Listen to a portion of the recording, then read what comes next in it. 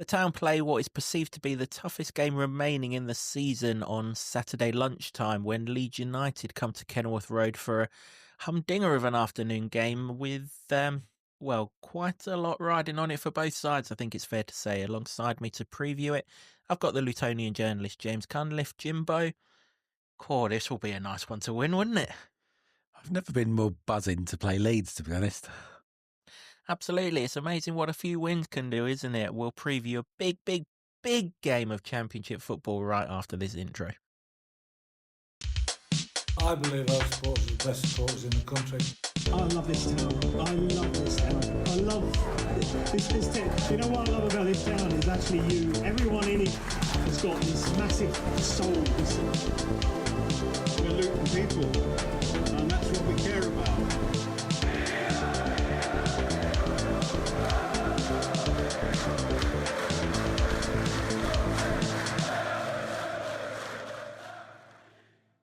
Welcome along to the latest episode of the Luton Town Supporters Trust podcast, the award-winning, longest-running Luton Town podcast, having scooped bronze in the Best Football League podcast category in the Football Content Awards.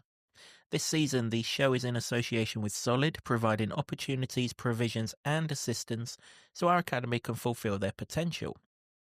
As I mentioned prior to the intro, we are looking ahead to Luton Town versus Leeds United, 12:30 kickoff, Sky Sports main event, Sky Sports Football if you want to watch this one and you've not got a ticket to the Kenilworth end.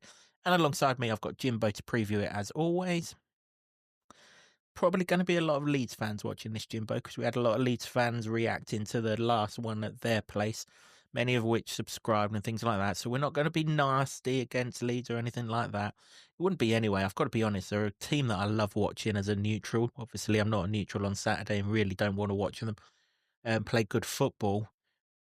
But we can't not address the elephant in the room, right? The last 14 times they have kicked off at 1 o'clock or earlier, they've won twice. I'll take that. Yeah, I'm with you. I think the Leeds fans are proper, and but that I think inspires the Luton fans as well. So I'm looking forward to a proper game of football off the pitch, at least. Considering where we were 10 years ago as well, when we watched Forest Green come here with 12 people, they're going to bring loads of people. Proper football team, proper fans. But that is a startling statistic, isn't it? And it's become ever increasingly more creaky for them because we've talked about wobbles the last couple of weeks, and I've sort of only been looking at it from afar because this game was miles away. It may as well have been miles away. But yeah, they're stressed, aren't they? They are stressed about this, and I guess what they ideally need is to go to a team at the bottom and give them a thumping, and they'll have the previous reverse fixture as to what can possibly happen. But get the sense that things have changed for both teams now. We talked a lot in the last podcast after the whole one about how there's light at the end of the tunnel for Luton, and the whole narrative it seems to be going in a better upward trajectory, a better direction for Leeds at the moment. For them, only what I'm seeing and hearing. So I guess the Leeds fans, if they're watching, will tell me if I'm way off, but they seem to be worrying because of the way that they've imploded in previous seasons in the promotion race. And frankly, long may that continue. Yeah, indeed. Well, at least for another 7 days beyond this game anyway. After this, when we get to the midweek games after this, start playing football again, because you've still got some of the teams in and around us to play. So by all means, sort out this negative nonsense after Saturday. And get cracking. Right, caveat, we are recording this before Derby and Preston play each other tonight. So any references that we can come out of the bottom three and all of that, if it's changed because Derby have beaten Preston, well, look, we need time to get this out to you guys. It's an early kickoff. We want to get it out as early as we can to give you guys the best chance to give you score predictions and, of course, to watch it. So there it is. Derby have not played Preston yet. So if one or two things have changed in the lead up, then so be it. I guess the Leeds fans' nerves have kind of started fraying even more because they couldn't beat Swansea at the weekend at home. Went ahead in the first minute. I mean, let's be honest, generally when Leeds go ahead in the first minute, it's how many, not if.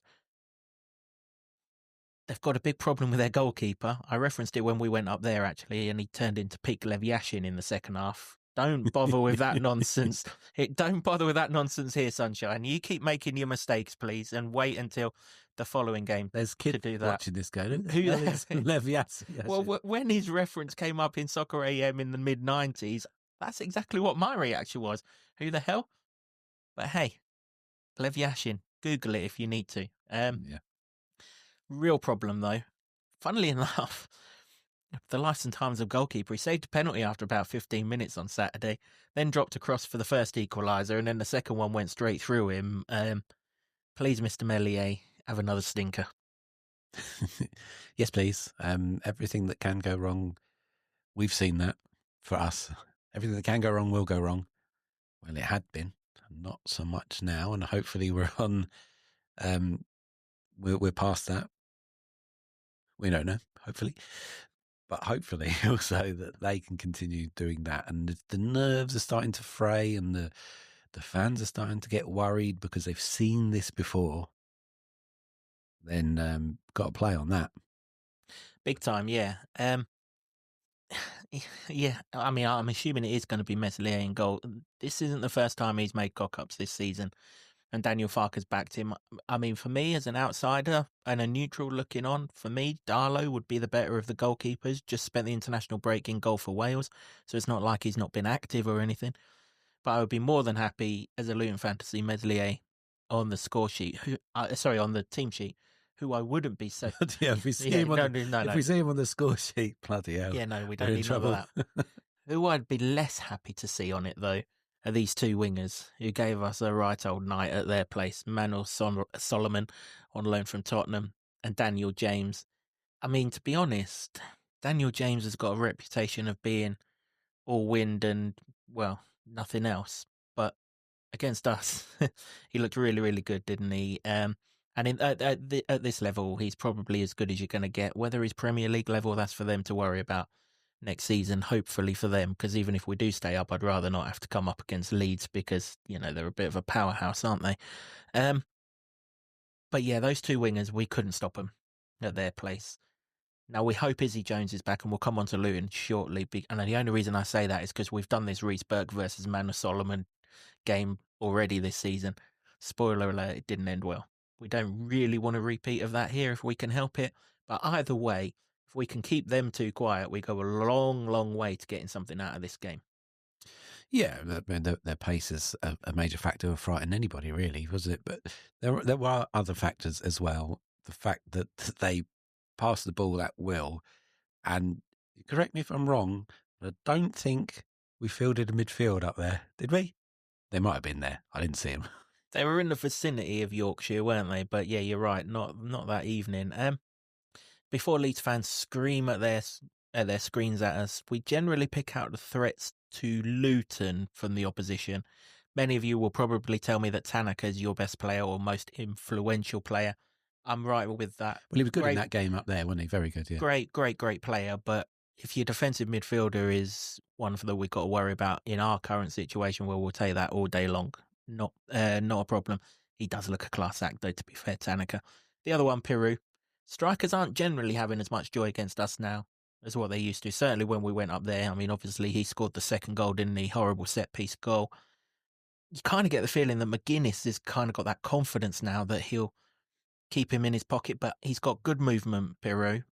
Assuming it is Peru, I'm led to believe Bamford's back in the not-too-distant future. I'd love him to start. Probably will be Peru, though. He's the obvious one to keep quiet. Only Borja Saints has scored more goals in the Championship this season. Yeah, and when we played them before, and Norwich as well, since you mentioned him, every time we came up, one of these players that were setting the Championship alight with goals, we conceded to them. And that was the case. So, I mean, they are dangerous. We've seen what they can do. It was a non-contest at Elland Road, wasn't it, essentially? Certainly once they scored the first goal, and then by the fourth goal. 3. Don't give them one more. Sorry. I mean, we would have been happy with 4, to be fair, but 3 is all it was. Yeah. Don't add another one on. Bloody hell.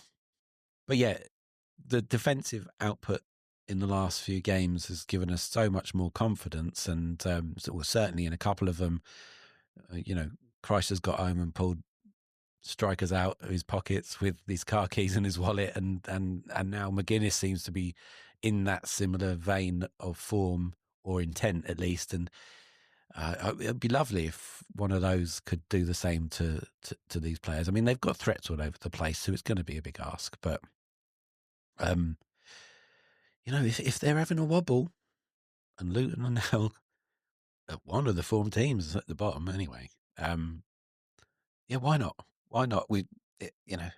In the old days, in the COVID season, went up there, absolutely got played off the park at Ellen Road, came away with a point because of a Harry Cornick cracker, and I was there for that. And this is what can happen. And when the confidence has changed, as it has, when we went up there, nothing was going right, and we knew it was not going to go. We were waiting for the first punch to knock us out, and it did. And then this time, going there with the confidence of a team that's tightened up at the back.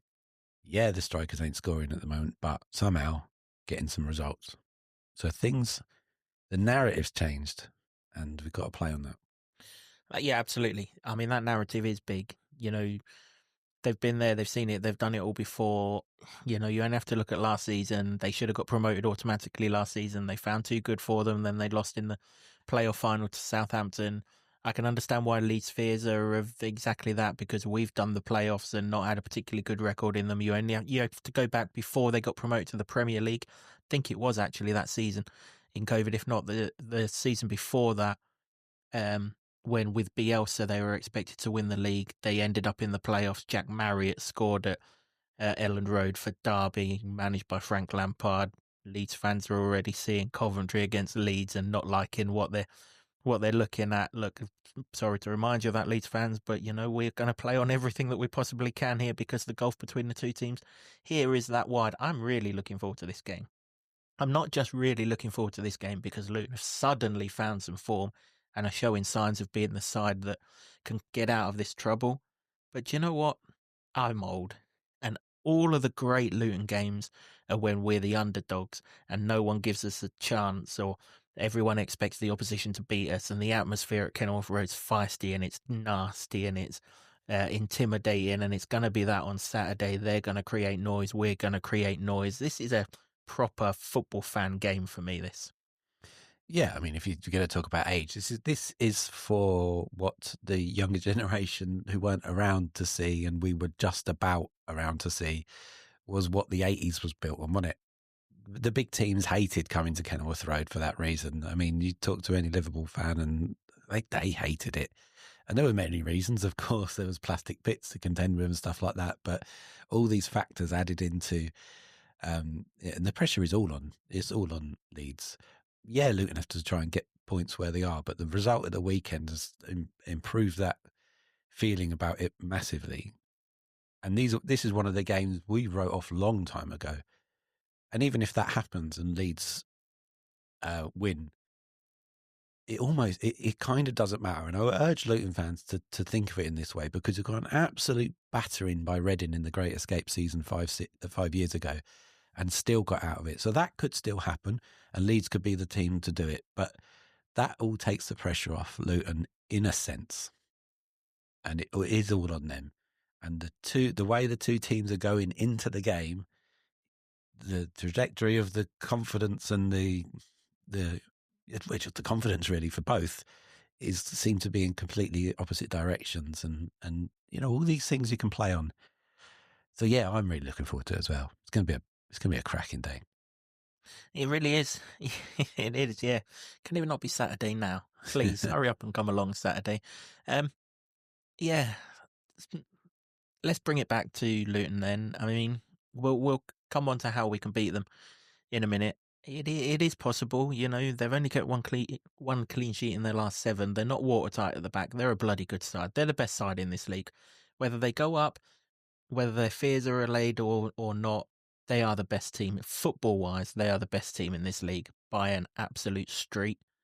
The other teams probably know how to win matches in more different ways than what Leeds do. But if you get engaged in a proper game of football with them, 9 times out of 10, you're coming up shy. But team-wise, the right wing-back would be the obvious one. We don't know if Izzy Jones is fit.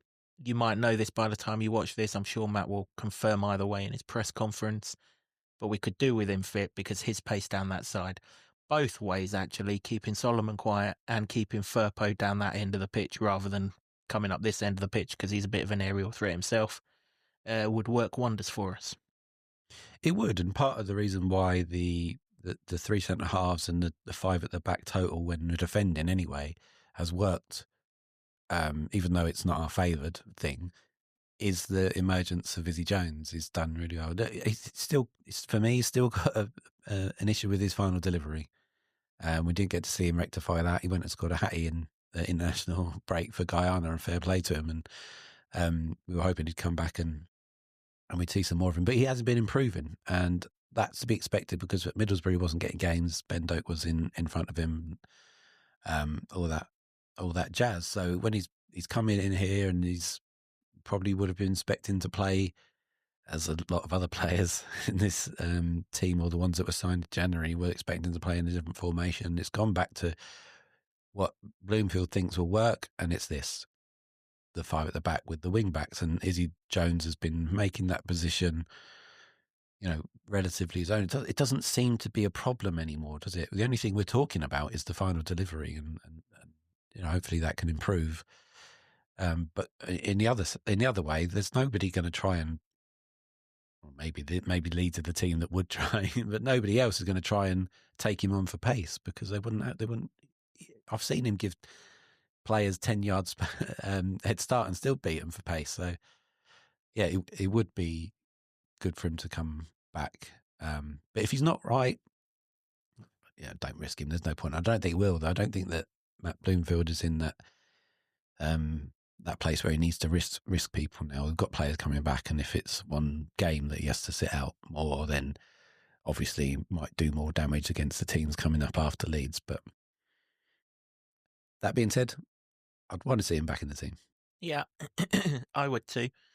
If we've got nearly 20 minutes into this podcast and you're wondering why I'm not advocating sacking this off because Stoke's 3 days later, I explained this after the Burnley game. I see anyone here as a game that we can win. It might be naive on my part, but as a Luton fan, I've seen Luton beat them all down here. I've absolutely no problem with us attacking a home game. Burnley away was just a game we were never going to get anything from, and we nearly paid the price for it with the Naismith sending off. Not the case here. Fully go at these. Even if they were 14 from 14 in these early kickoffs, it wouldn't matter. Still go at them. The fact that that's got to be psychological, we know, as we've seen with our team, and this run of away defeats, how psychology can work in a negative way. Everyone's going to keep on making a point of these 12:30 kickoffs for Leeds until they win the next one. The next one that they don't win, it gets louder, and then it gets louder. It's only 2 weeks ago, the Saturday before the international break, that they went to QPR. Most people would have expected them to win at QPR. It's a QPR side who generally people are saying are on the beach. Not now, they're not, let me tell you, but at the time, they're on the beach. Within half an hour, they're 2-0 down.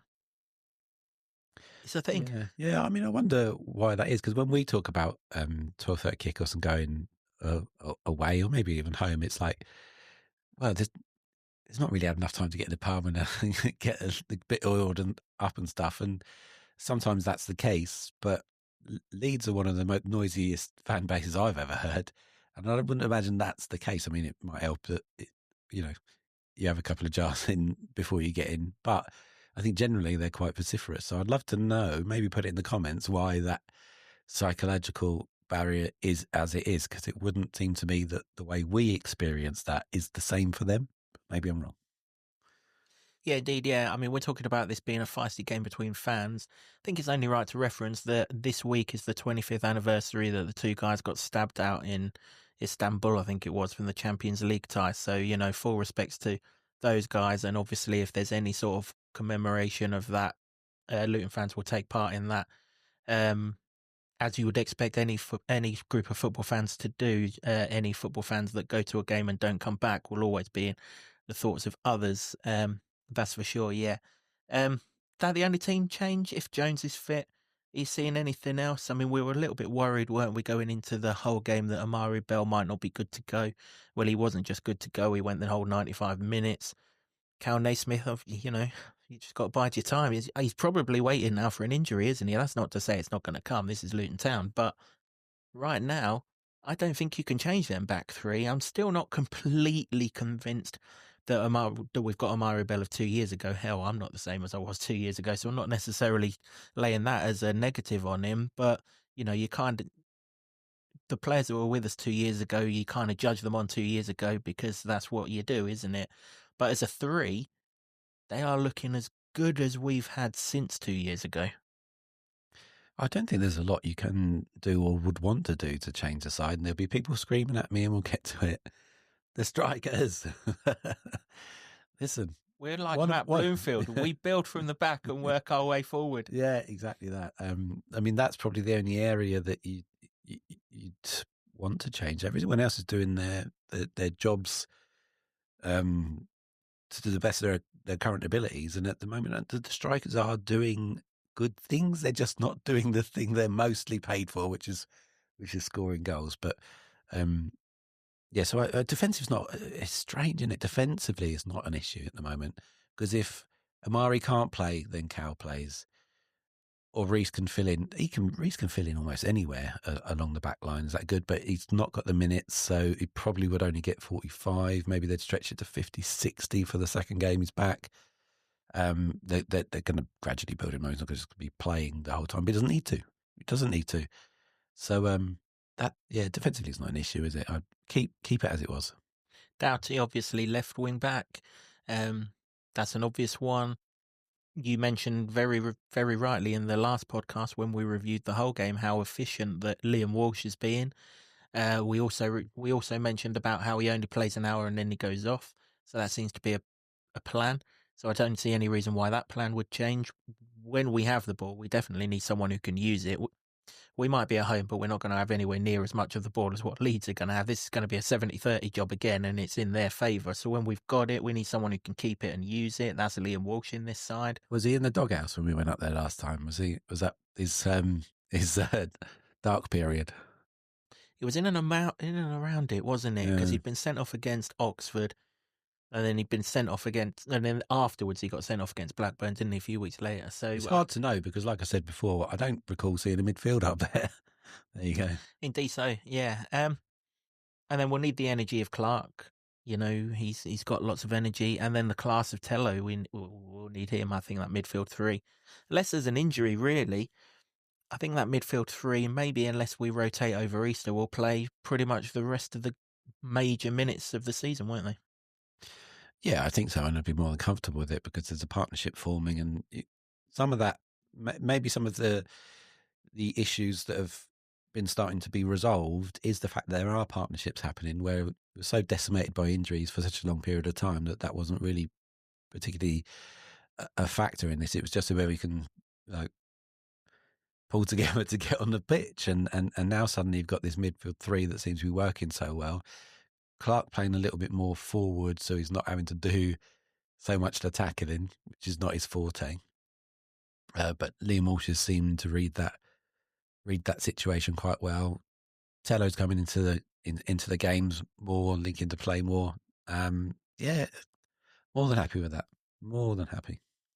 And then we're where you hinted a minute ago, the front two. Listen, he's going to start the front two. He's going to start the same front two. You know, I understand why people want to see Miliali, and I understand why people want to see Lassine Nordas because they're not scoring. But this is a Leeds side that's built for playing cultured football, right? This is a Leeds side whose defence is not rugged. That's not to say it can't stand up to physicality, but if you said to Rodon, and whether it's Strike at the back or Ampadu at the back, would you rather a team play football against you, or would you rather a team play direct against you? They would much happily take the football against you rather than the direct against you. Even at Leeds, if you think back to Leeds, we did have that golden chance of Reece Burke at the back post from the Victor Moses cross at 1-0 down. This is the kind of reason why he's going to play these front two, because in the air, he will expect Morris to dominate, whether it's Rodon or Ampadu that he pins himself on. And then he would expect the unpredictability of Eli to create something out of nothing against these two. And then it's basically, I mean, we're not playing on the Sabbath, but it's basically hold your hands up to to the great man upstairs and just pray that one of them can put the ball in the back of the net. But their work rate up until the point that the trigger gets pulled is why he's going to keep on playing them. And at some point, I mean, he keeps on saying, doesn't he, performances will yield. What is he saying? It says performances, good habits will pay you back. That's it. Yeah. Football has a habit of paying you back. Yeah. He's a strong believer in that, and that's why he's going to go with him. That's not to say that Millie Ali won't be on the hour mark. He's another phrase of his. They've gone from game changers to finishers now, haven't they? So, you know, he must be a baseball fan because they have finishers in baseball as well. So Millie Ali will be on in and around the hour mark or whatever for one of them, and Lassie Nordas will probably come on towards the end. But from the start, you are going to see Morrison, Adebayo, unless one of them's injured, purely because, for the want of a better phrase, we're going to have to stick it up them, and they're the two that can do it, that you can do it best with. It was certainly with Morris, and obviously I've seen somebody say, because there's lots of people been calling for Elijah to be removed and replaced with somebody else, and then I saw somebody say at the weekend, or based on the chances of at Hull and Morris flapping at them, then it would be Morris that would be removed. Now they're both not going to be, but one of the benefits is, and we referenced it in our last podcast, is that Morris had this very incredible statistic of winning the most amount of aerial duels in the Championship, but also losing the amount. But that's because that was really Luton's only route to scoring goals. So he's had to head a lot of balls, but he was imperious just before the international break against Middlesbrough, which is more of a baffling one as to how he didn't score, as well as the ones that got absolutely missed that were sitters. But he was incredible in that game, and that is a way that you could hurt them. Like you say, when at their Ellen Road, they played wonderful football, and if it wasn't us playing against them, you'd hold your hands up and go, fantastic, gorgeous, wasn't it? You've got to try and disrupt that. You can't go toe to toe with a team that plays like that. We know this from the Premier League, you know. Remember that? We know that you can't go toe to toe. You've got to play them a different game, and he's one way that you can do that. And also, you know, he didn't score and he hit the post, but as I say in the last podcast, the movement to do that from Elijah in everything but the couple of inches the other way of a finish was much more confident than we've seen him in previous games. So there could be a little kernel of something there. It would be peak Luton and peak Championship if these two could knit cow's ass with a banjo for 3 months and both score against potentially the champions of the division. It is. I mean, I've mentioned so many times on these podcasts how unpredictable the Championship is. Nothing would be more unpredictable than that. But do you know what? Swansea scored twice against them. One from a cross. Okay, the goalkeeper's dropped the cross, and the other one from getting inside the inside right channel, which is why another reason why Izzy Jones could be important. And then a shot that went straight through the goalkeeper. Whatever we do here, Town, when you see the whites of the goalposts, hit the fucking thing, because he can't be confident in that goal. And you only have to look at Rodon's reaction to the second equaliser on Saturday. If you've not seen it, go and look at the football highlights on, if you've got Sky or on ITV. He gives him a stare as if to say, I mean, Jesus, if looks could kill, the goalie's absolutely, well, he's cooked. He is. And, you know, if the defence are starting to think that about him, he must be starting to think that about him. If you see the goalkeeper, Town, ping the thing at him, because he's got mistakes in him. And if it turns into Lev Yashin, as I mentioned earlier in the podcast, well, then shit happens. But let's find out. Let's not do what we did there for 70 minutes. Let him stand there and read the programme. Let's make sure he is worked. Yes, and this is part of the reason that Luton have been improving as well. One of the things is the amount of shots they've been taking. We weren't taking them at all. There was a terrible, but a vast period in the season where it felt like there was never any shots and they weren't even getting into those positions. But that is changing now. That's got to be a pure percentages, numbers game, in it, because if you don't buy the ticket, you can't win the lottery. But they are doing that now and shooting.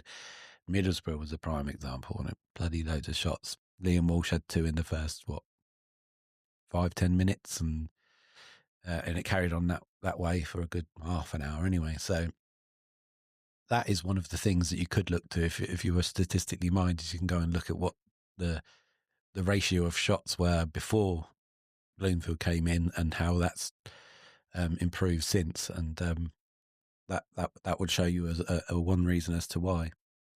Yeah, because like the buzz thing now with XG and all this is the quality of chance, isn't it? You know, you must know that the goalkeeper that you're up against, you don't need the quality of chance to be as high as you do. On Tuesday night, we're going to be talking a lot about the Stoke goalkeeper for the exact opposite reason. He's the best in the league at keeping the ball out of his net in terms of shots saved and chances prevented and things like that. We're up against one of the worst in the league for doing that. So the quality of the chance here, in theory, won't need to be anywhere near as good as the quality of the chance on Tuesday night to find the back of the net. Pot shots. Another high-profile mistake was at Sunderland earlier in the season. In the last minute, he just had to get his body behind a ball, which was only a tame shot hit at him. And, he was down the Jubilee line, the ball went down the Piccadilly line, and it just went straight past him. Can't keep referencing. He has got mistakes in him, and he's had mistakes in him throughout his Leeds career. I wouldn't say I hugely follow Leeds. I love watching them. I think they're a great side to watch as a neutral, but I do have friends who are Leeds fans. So, of course, when they're on telly, you watch them just to sort of wind them up and things like that. And I love winding them up about this goalkeeper because I just can't believe that he's still in goal. Under a high ball, he's not great. But from long range, he's got a clanger in him. Just test him, Town, and just test him and keep on testing him. And you never know, he might just crack. Yeah, and I think that is the game plan, not just for Leeds. I think it's what we've been seeing. There's been far more penetration down the sides, getting to the byline, cutting back. Crosses are a forte and set pieces are a forte. They always have been, and they probably always will be for a while until such time as the style and the ethos of the playing output changes, if it ever does. But there's more. There just seems to be more ways to attack teams, or the way they're being told to do that. Whereas if it wasn't a cross and it wasn't a set piece beforehand, you weren't getting anything. And there seems to be that now. But all with the notion of trying to create more chances, because they know they're going to need to do that because no one's scoring the goals. It'd be great if we replicate that 5-1 when they were down here 20 years ago, wouldn't it? I mean, what an afternoon of football that was. First half hour's massive. If we can have them, thinking about it like QPR did. I know they didn't lose the QPR game. They come back and drew 2-2, and full credit to them for that. But if we can get them at it in the first half an hour, and if we can go ahead, you've seen that we're a little bit more resolute. This will obviously be the toughest test of that of all, because they'll throw the kitchen sink, the garage, the house, and probably half the street at us, because you got to think they've got the likes of Nonto on the bench, who's walked into any other of the 23 teams in this league, no problem. But if we can get them behind and all of a sudden they're like, fucking 12:30, we're losing again at little old Luton, they're not going to disrespect us. Of course they're not, but we're second from bottom. Every Leeds fan's looking at this as the one game to turn their season around and get back on track and end this narrative that, we're going to bottle it and things like that again. If we can get in front and get them thinking the opposite way, maybe we might quieten them down. Maybe marching on together only gets as far as Mar and stops. It all goes towards the things that Luton do so well at home. And the first half an hour against Sheffield United, absolutely sensational football from us, just lacked the goal. The first half an hour, 45 minutes, hour against Middlesbrough, sensational football, just lacked the goal. If we can have that half an hour again and a goal on top, whether it's through the goalkeeper chucking it in or whether it's a wonder strike or however it comes, that ground will be rocking. And when that ground's rocking, okay, it's going to be daytime, sunny and everything, but when it rocks, teams know about it. You go back to last season, even when we were coming back against Chelsea in a 12:30 kickoff, they were wobbling because it was rocking, and no team likes it. We've got to go really at them in this first half an hour. You kind of get the feeling the first goal's massive here. They'll control the game if they get it, especially if they get it early. But if we get it and get the nerves going, we're in for a right old afternoon of football, Jimbo. We really are. We know the drill here. Everybody out there must know the drill here. All the underdog rules apply. Make it horrible. Make it nasty. Play on their insecurities. All of those things apply. And if you can marry it with those performances you talked about against Sheffield United and Middlesbrough, where it was wonderful, just went at them, old style Luton, which is what we loved in the promotion season, going at them, no fear, putting them on the back foot, all that stuff. That's what it's got to be. They've watched the movie, they've seen the sequel, they don't like the look of the trilogy. Let's make sure that the trilogy gets a little bit closer to happening. Yeah, if you've got a ticket in any of the home stands on Saturday, this is a nothing to lose game. That's not to say that we can afford to lose it, but, you know, this is the hardest game of the 7 that's left. We've given ourselves an opportunity that we can just give this everything we've got and have a right good go at it. Yell them on from the stands, make it hard, get right behind them like we did against Sheffield United, like we did against Middlesbrough. They'll respond, we'll respond even louder. This has the potential for an all of us in it together kind of afternoon. And yeah, I mean, if I've not made it perfectly clear already, I cannot wait for this one. Well, listen, we're going to a hope as well, and that's something that didn't exist in the beginning of the season. So many podcasts, the absence of hope was it took your breath away really, because we haven't had that for such a long time. We've now got hope, and we go in this with this, and maybe and realistically, you probably shouldn't expect a lot from this, but, and this is where hope always comes in with football, but if there's a chance and if it comes off, can you imagine a point or even 3 against this lot? Are we saying that we're doomed after that? I don't think so. Even if they win, a good performance can go a long way. I'm not saying I'll get carried away if we win, Jimbo, but I think I'll check and see if we can still make the playoffs. Yeah. Well, that's it. I mean, it's wonderful to be in this sort of position. And I don't mean league. Everybody can see the league. We're second from bottom still. But the momentum has shifted so dramatically here that we're looking forward to a game against Leeds. We're slowly getting the real Luton back, and Christ, it's been missing for way too long that we're going to enjoy. Just this kind of hope, really, that we're going to get it back. Jimbo, this is a big day, Saturday, right? We're up first. We've got the chance to put the pressure on here. We really have. So here's the other fixtures on Saturday after us, has to be said. So let's do it in league table order. So Derby are at Swansea. Come on, Big Al Sheehan. Mastermind something special there, my friend. Cardiff are at QPR. You're not safe yet, QPR. Don't go on the beach for this one. Get yourself sorted out. Oxford are at home to Sheffield United. Of course, Leeds, you've got more than one eye on this game. You want Sheffield United to lose. Not happening. Come on, Sheffield United. Get yourself sorted out. And then Stoke, you're at Preston. Well, we might have to give you that one, unfortunately. And Hull, I missed you out in amongst all that. Look, you're at Sheffield Wednesday. Nice local, well, to say local derby, it's not local, but for Hull, it's local. We win here. There's some pressure on an awful lot of teams in and around us. So, or get anything from this game, sorry. There's pressure on an awful lot of teams around us because they're going into their nice little lunches on Saturday afternoon thinking, well, at least we ain't got to worry about Luton this week because they're going to lose at home to Leeds. You get a point or 3 on the board and all of a sudden their warm-up gets a lot more pressure by that 3 o'clock kickoff. As it was in the weekend just gone, 12:30 kickoff, you get the 3 points and they're all looking at it. They'll know and they'll pretend that they aren't. We don't look at the scores. They're focusing on us. They all absolutely bloody know, and there's no need to pull the iron out the fire. And if they can't, that adds to the pressure. And this is what it does. The traditionalist doesn't like the kickoffs being moved all over the shop, and I'm sure Leeds fans don't. We all like a 3 o'clock kickoff, but sometimes you can make it count, and if you can, it adds to it, doesn't it? Oh, it does. Yeah, it does. Yeah, I mean, these TV timings, they do impact way more than they should do on the outcome of a league table. You know, 1 half-12 game here to a 3 o'clock, and then vice versa, or a Friday night game to a Saturday. It really does change it. I mean, if Sheffield United had lost to Coventry on Friday night, would Leeds really have been slipped up by Swansea? I don't see it. It's only the pressure that Sheffield United put on them. For me, there's a reason for that, especially having scored in the first minute. It's all psychology. Yeah, it is. And, particularly with Sheffield United, just on their little battle, they seem more solid and more dependable on the results they're getting. And they were no great shakes when we played them, but they are doing the business where it matters. That's a promotion winning side, isn't it? And if Leeds are slipping off, that's why the fans are fearing. And let's hope they continue to slip off. Absolutely, yep.